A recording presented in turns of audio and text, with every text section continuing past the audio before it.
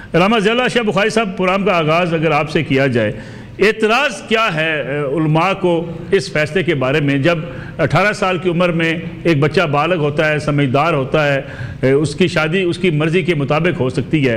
कम उम्र की शादियाँ मसाइल तो हमेशा से पैदा करती रही हैं। नहमदुहु व नसल्ली अला रसूलिहिल करीम, अम्मा बाद, अऊज़ु बिल्लाहि मिनश शैतानिर रजीम, बिस्मिल्लाहिर रहमानिर रहीम, रब्बि इश्रह ली सदरी व यस्सिर ली अमरी वहलुल उक़दतम मिन लिसानी यफ़क़हू क़ौली। मलिक साहब, अल्लाह को खुश रखे, आपके दायरा न्यू टीवी को अल्लाह मज़ीद तरक्की समकनार फरमाए। अहम उन्वान की मुनासबत से आपने आज के इस प्रोग्राम को तशकील दिया, तरतीब दिया। बिलाशुबा कम उम्र की जो शादी पर एक हमारे अभी कानून साजी हुई है और हमारे जो इस वक्त आपके साथ शिरकत गुफ्तगू हैं, उन्होंने ही ये बिल पेश किया। मैं समझता हूँ कि इन्नमल अमालु बिन्नियात, अल्लाह के यहाँ तो दारोमदार हमारे अमाल कबूलियत और नीयतों के साथ ही होता है। अल्लाह करे हमारी नीयतों के अंदर इस्लाह हो, खैर हो, मुआशरे की बेहतरी हो। लेकिन जहाँ तक ताल्लुक है कम उम्र में शादी के जवाज़ का, बिलाशुबा इस्लाम का जो मकसद है निकाह का, अगर हम उसको मलहूज रखें तो मैं समझता हूँ बहुत सारे इश्कालात का, बहुत सारे सवालात का, बहुत सारे खदशात का हमें जवाब वहीं से मिल जाता है। इस्लाम ने बालिग होने का और बालिग होने के साथ साथ रुशद का ये भी हमें एक इंदिया दिया है कि आप बच्चों और बच्चियों की शादी उस वक्त करें जब वो बालिग हो जाए। और बालिग होना, इसके लिए कोई उम्र की मैं समझता हूँ तहदीद हम नहीं कर सकते। हर मुल्क में, हर रियासत में, हर इलाके में बालिग होने की उम्र अलग अलग ही है। तो बाज़ फैसले ऐसे होते हैं कि जो मैं समझता हूँ कि हालात के पेश नज़र या बाज़ जो वाक़यात होते हैं उनको बुनियाद बनाकर किया जाता है। शरई तौर पर उम्र की शर्त लगाना, इसका कोई मैं समझता हूँ ये कि बुनियाद रसा 18 साल या 17 साल शबाब मनी सता मिनकुम बाद फलितज़व्वज फ़इन्नहु गज़्ज़ुल बसर व अहसनुल फ़रज व मन लम यस्तति फ़अलैहि बिस्सौम फ़इन्नहु विजा। फरमाया, ऐ नौजवानों, अगर तुम में से कोई माली तौर पर इस्तात रखता है और बदनी तौर पर इस्तात रखता है वो शादी कर ले। अगर शादी की इस्तात नहीं है माली तौर पर तो उसको चाहिए कि वो रोजे रखे ताकि उसका अखलाक पाकीज़ा रहे। तो अखलाक को पाकीज़ा रखना ये भी निकाह के बुनियादी मकासद में शामिल है। और दूसरी बात, अगर हम तहजीब और तमद्दुन की बात करें तो हम जिन ममालिक को बहुत मुतमद्दिन, बहुत तरक्की याफ्ता और बहुत मैं समझता हूँ बाशऊर समझते हैं, वहाँ सूरत हाल ये कि अमेरिका की 52 रियासतों के अंदर वहाँ कोई शर्त नहीं है, और अगर जहाँ कोई शर्त है तो वो मुख्तलिफ किस्म की है।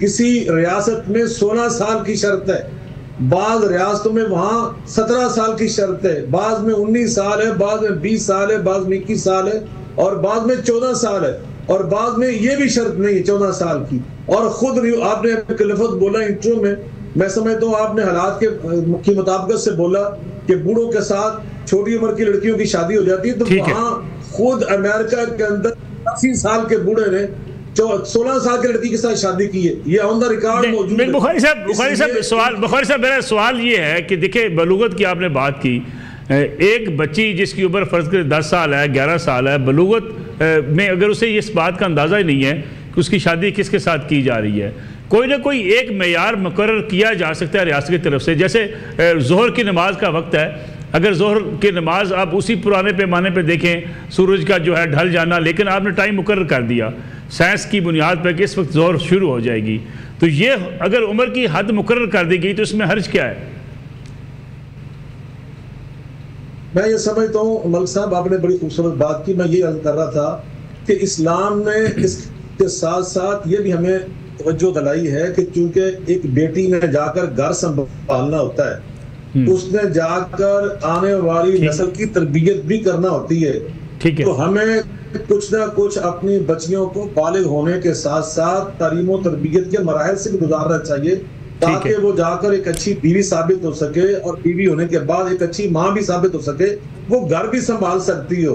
तो इसलिए मैं समझता हूँ कि कुछ ना कुछ तो हमें यानी, लेकिन उसके लिए बेहतर ये है कि आप नमाज से जरूर इस्तेफादा करते। इस्लामी नजरियाती कौंसल एक इदारा हमारे पास हुकूमती तौर पे मौजूद है। मैं आता हूँ बुखारी साहब, इसी पे वापस आता हूँ आपकी तरफ। सैर कामरान साहब, जो बुखारी साहब ने अभी बात की कि इस्लामी नज़रियाती कौंसिल से रजू किया जा सकता था, फिर 18 साल की बजाय अगर साल मुकर्रर ना किए जाते, 16 साल कर दिया जाता, मुशावरत हो जाती, तो शायद इतना इबाम ना होता, इतनी मुखालफत ना होती। लेकिन इस्लामी नज़रियाती कौंसिल ने तो उसे अपने ख़ानदानी निज़ाम को तबाह करने के मुतरादिफ करार दिया है। जी बहुत शुक्रिया, मुझे थोड़ा सा वक्त दीजिएगा।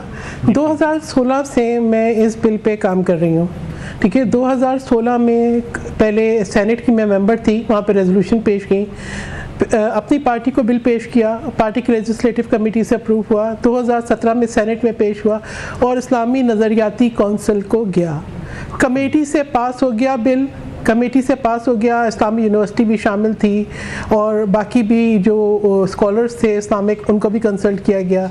जब ये हाउस में गया वोटिंग के लिए तो इसको डेफ़र कर दिया गया दोबारा इंसिस्टेंस पे कि जी इसको 3 हफ्ते के लिए डेफ़र कर दें कि इस्लामी नज़रियाती कौंसिल जो है वो इस पर अपनी राय दे दे दोबारा, ठीक है। जबकि कमेटी से पास हो गया था, ज़रूरत नहीं थी। जो ये सितंबर अक्टूबर का डेफर हुआ, मेरी जो है सेनेट की मुद्दत ख़त्म हो गई मार्च में, ये कोई जवाब आया नहीं। मैंने आखिर में इससे पहले कि ये बिल ज़ाया हो जाता, मैंने सेनेटर शहरी रहमान जो कि सिटिंग मेंबर थी, मैंने उनको ये बिल ट्रांसफ़र किया क्योंकि मेरे नज़दीक इस बिल की बहुत अहमियत है। अब मैं आगे चल के बात करूँगी। उसके बाद जब मैं कौमी असम्बली की मेंबर बनी पिछले साल, तो ये बिल मैंने 4 अप्रैल को कौमी असम्बली में जमा कराया, लेकिन उसके बाद ये इंट्रोड्यूस हुआ और जब ये स्टैंडिंग कमेटी में गया, ये दोबारा इस्लामी नज़रियाती कौंसिल को जो है वो रेफ़र हुआ। अगस्त से ये वक्त आ गया, 28 फरवरी को ये बिल जो है उस स्टैंडिंग कमेटी से ट्रांसमिट हुआ नेशनल असेंबली को। एंड आई वाज थिंकिंग कि वो 2 बिल मेरा और शर्मिला फारूकी का क्लब हो जाएगा इस पर पार्टी एडवाइस, तो मैंने थोड़ा सा उसके लिए सब्र किया, वरना ये मैं इसको 28 फरवरी को कौमी असेंबली में ले आती। अब जो बात ये कर रहे हैं, मैं तो ये आलिम दीन है, मैं सिर्फ सूरह निसा की इस आयत का हवाला देना चाहूँगी और ये कहना चाहूँगी, the Quran equates manageable as to a mature and sound judgement. और सूरह निसा की आयत है 4.6, and test the orphans in your charge until they reach a marriageable age. If you find them to be mature of mind and sound in judgment, hand over to them their possessions. I think बहुत clarity है कि जब आप ये समझें कि यतीमों के माल के हवाले से दिया है, लेकिन इसके अंदर मैरिजेबल एज को डिफ़ाइन कर दिया गया है कि जब आप ये समझें कि आप के इख्तियार में जो यतीम है और वो शादी की उम्र को पहुंच गए हैं, and they are sound in judgement, वो उनका शऊर और उनकी मेंटल मैच्योरिटी इतनी है, तब उनकी पोजेशंस उनके हवाले करें। तो अब हम जो है ना चाइल्ड राइट्स कन्वेंशन के सिग्नेटरी हैं। हम ये समझते हैं कि कोई बच्चा 18 साल से कम उम्र पे कोई कॉन्ट्रैक्ट साइन नहीं कर सकता। हम ये समझते हैं कि कोई बच्चा 18 साल से कम उम्र पे ड्राइविंग लाइसेंस नहीं बना सकता, शनाख्ती कार्ड नहीं बना सकता। और निकाह क्या है? कंसेंट है। एक ऐसा बच्चा जो बाशऊर नहीं है वो कंसेंट नहीं दे सकता, वो कोई और कॉन्ट्रैक्ट साइन नहीं कर सकता, उसकी जगह उसके वालिदैन निकाह में हाँ ना कर देते हैं। तो ये मुझे तो इससे बहुत सारे जो है एतराज़ात हैं और मैं बहुत माज़रत के साथ कहना चाहूँगी, किसी की दिल आज़ारी नहीं करना चाहती। इन्होंने कहा कि जी बच्चियों को जो है वो शादी हो जानी चाहिए ताकि इस्लामी माशरे का तहफ़्फ़ुज़ हो। मुझे बताएं कि मदरसे के अंदर जो छोटे बच्चों का अब्यूज़ हो जाता है उसको क्या कहेंगे? लेकिन ये बच्चियों की प्रोटेक्शन की बात है। पहली बात तो हम ये तस्लीम करें कि इस्लाम जो है वो फ़लाह का मज़हब है। इस्लाम जो है इस्लामी फ़लाह का मज़हब है, इंसानी फ़लाह का मज़हब है। कोई भी ऐसी चीज़ जो कि बच्चों से उनकी सेहत, उनकी तालीम का हक, उनका लाइवलीहुड ले जाए, वो जो है मैं समझती हूँ उसके ऊपर तनाज़ा हमें नहीं खड़ा करना चाहिए।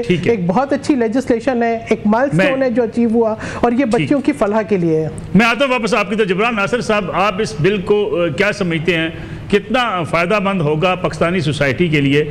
दूसरी तरफ जिस शऊर की हम बात करते हैं, एक बच्चे का बालग होना, बाशऊर हो जाना, फ़ैसला करने की सलाहियत रखना, उसके लिए उम्र की हद मुकर्रर करना लाजमी है, क्योंकि बच्चा 16 साल की उम्र में भी इतना बाज का शऊर वाला होता है, समझदार होता है कि अपने डिसीजंस खुद कर सकता है। अच्छा, पहले तो नसरुल्लाह साहब मदू करने के लिए बहुत शुक्रिया। और मैं इस मौजू पे तबसरा बतौर हैसियत वकील और जिसने चाइल्ड मैरिज लॉ के ऊपर और चाइल्ड मैरिज के कई केसेस और पिटिशंस और ट्रायल्स खुद किए हैं और कंडक्ट किए हैं। सबसे पहले तो हम ये वजाहत करते हैं कि पाकिस्तान में कोई नया कानून नहीं आया है। ये इस्लामाबाद की हद तक एक नया कानून आया है। सिंध की हद तक ऑलरेडी 2013 में चाइल्ड मैरिज का कानून आ गया था, जिसमें 18 साल लड़के और लड़की की उम्र तय कर दी गई थी। पंजाब के अंदर अमेंडमेंट करके लड़के की उम्र 18 और लड़की की 16 थी, मगर लाहौर हाई कोर्ट ने कई अर्सा पहले जो है अबू जर साहब की पिटिशन के नतीजे में वहाँ भी लड़की की उम्र जो है वो 18 कर दी है। केपी के अंदर और बलूचिस्तान के अंदर जो 1929 का पुराना कानून है, जहाँ पे 16 साल उम्र है, अभी तक वो फॉलो होता है, और इस्लामाबाद की हद तक अब ये नया कानून आया है।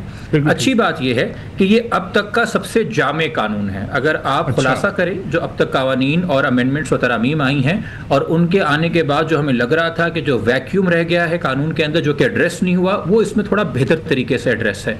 जैसे कि सबसे पहले जी एक बड़ा मसला था कि अगर आपने किसी सूबे के अंदर चाइल्ड मैरिज का कानून बनाया है, तो अक्सर चाइल्ड मैरिज तो हम अक्सर आप सिर्फ उनकी बात ना करें जहां वालदैन यानी कि वली बैठ के अपनी नाबालिग औलाद का या कम उम्र औलाद का निकाह करा रहा है।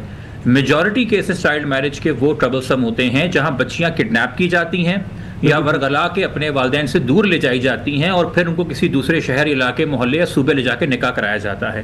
तो इसको कानून ने यूं एड्रेस किया है कि अगर आप इस्लामाबाद से किसी बच्ची को इस्लामाबाद की हदूद से बाहर ले जाएंगे चाइल्ड मैरिज करने के लिए, तो हम आपको चाइल्ड ट्रैफिकिंग का मुर्तकिब जानेंगे।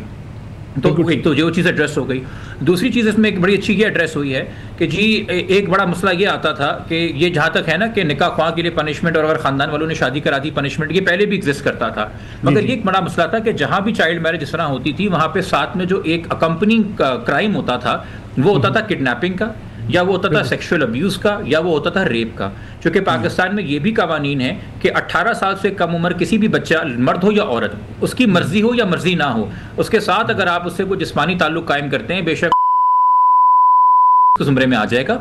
और अगर 16 साल से कम उम्र लड़की हो और उसके साथ है तो वो रेप के जुमरे में आएगा।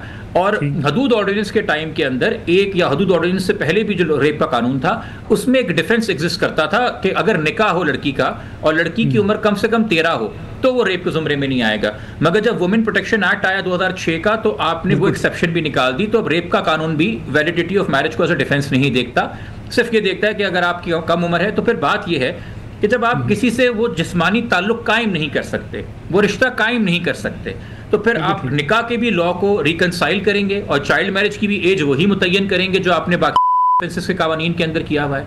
तो ये किसमें, और सबसे जो इंपॉर्टेंट चीज इसके अंदर एड्रेस हो रही है जी, वो ये हो रही है कि इन्होंने चाइल्ड मैरिज के पीछे जो अक्सर एक मोटिवेशन होता है कोहैबिटेशन का, कि कम उम्र लड़की से आप निकाह करते हैं, फिर उसको आप अपने साथ रखते हैं, उसकी अपनी तो कोई से होती नहीं है, और उसको अगर आप एक्सप्लॉइट करें या आगे ट्रैफिकिंग के लिए इस्तेमाल करें, तो इस कानून के अंदर ये भी कह दिया गया है कि अगर आपने चाइल्ड मैरिज कर दी और उसके बाद अगर आप लड़का लड़की साथ ले रहे हैं तो वो एक बाकायदगी से अलहदा जुर्म है। तो ये कोहैबिटेशन जो है, ये एक बड़ा इंसेंटिव है जो कि ले लिया गया है उन लोगों से जो बच्चियों को अबडक्ट करते हैं, उनको बरगराह फिसला के जो है उनसे शादी करते हैं।